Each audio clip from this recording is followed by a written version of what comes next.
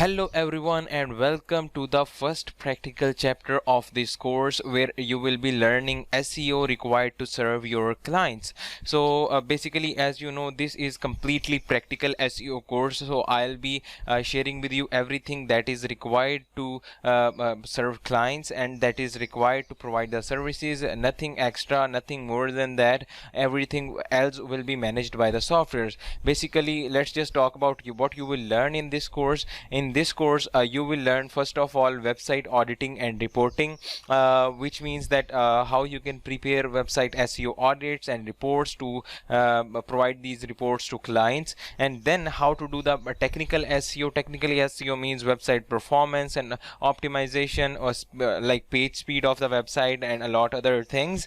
And then we'll talk about keyword research, how to find the perfect keywords for your website, for your pages, and then how to do on-page SEO, how to implement those keywords on your website, and all that stuff would be managed, but mostly managed by the softwares. And then we'll be doing the local SEO, like if there is a local business that wants to rank in a specific area on Google Maps or Google search, then how to do that local SEO. And then at the end we'll talk about off-page SEO as well. Off-page SEO means link building, backlinks, and website reference your website, and this is a major thing.